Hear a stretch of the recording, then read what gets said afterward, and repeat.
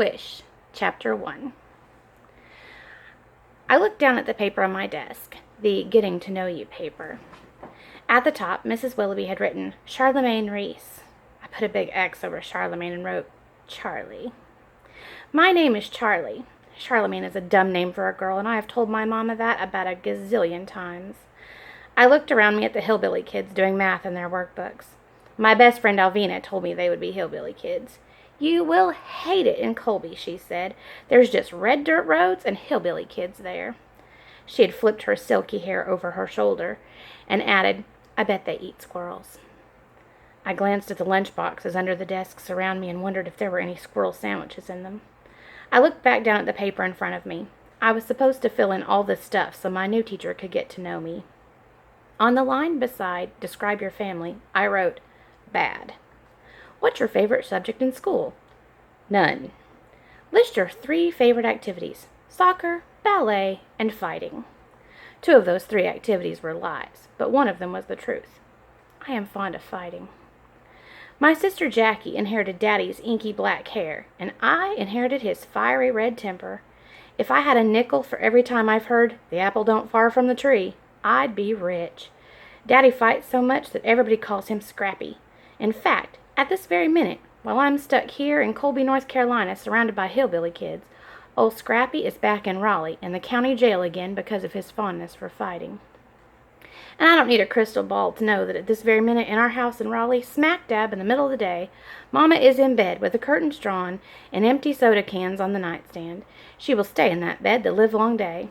If I was there, she wouldn't care one bit if I went to school or stayed on the couch watching TV and eating cookies for lunch. But that's just the tip of the iceberg, that social services lady said when she rattled off a list of reasons why I was getting shipped off to this sorry excuse for a town to live in with 2 people I didn't even know. It's better to stay with kin, she told me. Gus and Bertha are kin. What kind of kin? I asked. She explained how Bertha is Mama's sister and Gus is her husband. She said they didn't have any kids and that they were happy to take me in. Then how come Jackie gets to stay with Carol Lee? I asked about 1,000,000 times. Carol Lee is Jackie's best friend. She lives in a fancy brick house with a swimming pool. Her mama gets out of bed every morning, and her daddy is not called Scrappy. So that lady told me again how Jackie was practically a grown-up and would be graduating from high school in a couple of months. When I pointed out that I was in 5th grade, not exactly a baby, she sighed and smiled a fake smile and said, Charlie, you have to live with Gus and Bertha for a while. I'd never laid eyes on those people, and now I was supposed to live with them? When I asked how long I had to be there, she said until things settled down and Mama got her feet on the ground. Well, how hard is it to put your dang feet on the ground, is what I thought about that. You need a stable family environment, she told me. But I knew what she really meant was, you need a family that's not all broken like yours is. Still, I whined and argued, but here I am, in Colby, North Carolina, staring down at this Getting to Know You paper. Have you finished, Charlemagne? Mrs. Willoughby was suddenly beside me. My name is Charlie, I said, and a greasy-haired boy in the front of the class let out a sputtering laugh. I sent one of my famous glares his way until he shut up and turned red. I handed Mrs. Willoughby that paper and watched her eyes dart back and forth as she read it. Her neck got splotchy red and the corners of her mouth twitched. She didn't even look at me before she marched back up to the front of the room and dropped that paper on her desk like it was a hot potato. I slumped down in my seat and wiped my sweaty palms on my shorts. It was only April, but it was already hot as blazes. You want me to help you with that? The boy in the front of me pointed at the math worksheet on my desk. He had red hair and wore ugly black glasses. No, I said. He shrugged, took a pencil out of his desk, and headed to the pencil sharpener. Up, down, up, down. That's how he walked, like one leg was shorter than the other. And he dragged one foot along the floor, so his sneaker made squeaking noises. I glanced at the clock. Ah, dang it, I'd missed 11:11.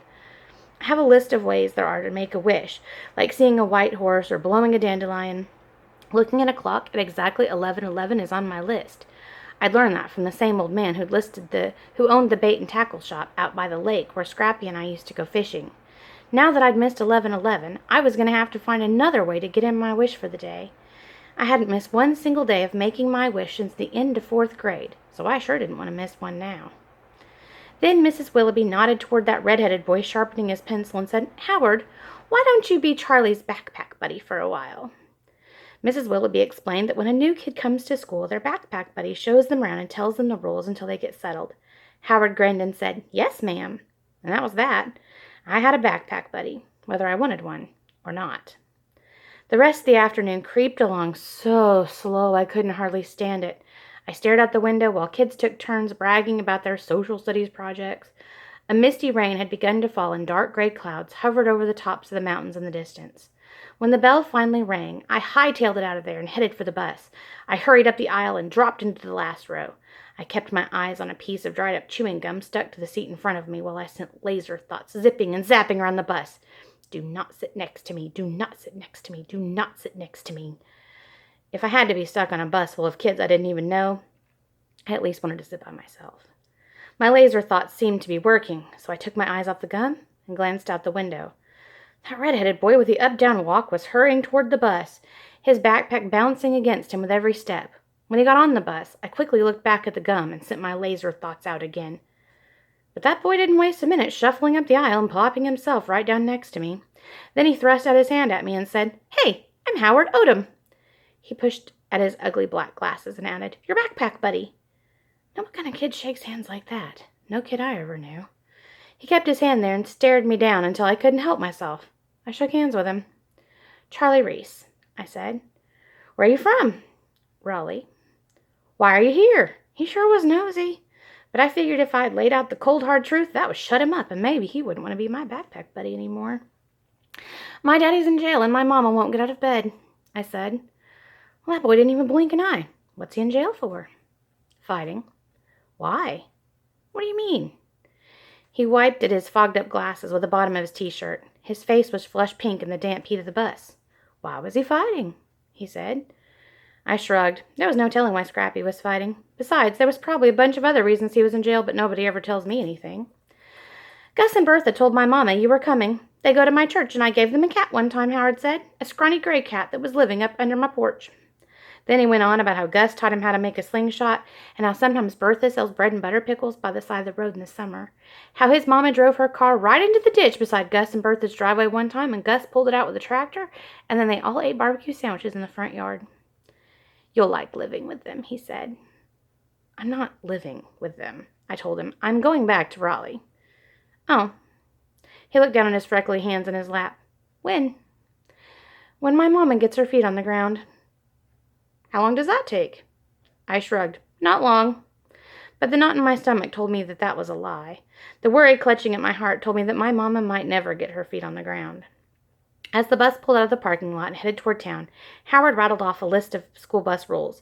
No saving seats, no gum, no riding on the back of the seats, no cussing, a whole mess of rules that I was pretty sure nobody paid any mind to except maybe Howard. I looked out the window at the sorry sights of Colby. A gas station, a trailer park, a laundromat. Wasn't much of a town if you ask me. No malls or movie theaters. Not even a Chinese restaurant. Before long, the bus was making its way up the mountain. The rain had stopped and wavy plumes of steam drifted up past the asphalt. The narrow road curved back and forth and round and round. Every now and then the bus stopped to let some kid off at a pitiful-looking house with a red dirt yard. We were almost to Gus and Bertha's when the bus stopped and Howard said, "See ya." Another, younger-looking redhead boy got off with him.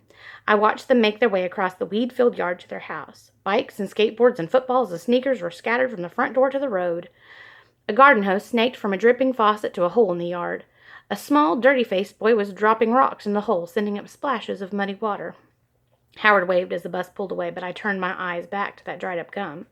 When we finally got to Gus and Bertha's long gravel driveway, I got off and watched the bus drive away, making the rain-soaked Queen Anne's lace bob at the side of the edge of the road. I was starting up the driveway when I noticed something shiny in the dirt at the edge of the road. A penny. I darted over and picked it up. Then I hurled it as far as I could and made my wish quick before that penny hit the road and bounced into the woods. Whew, there. I'd gotten in my wish for the day. Maybe this time it would finally come true.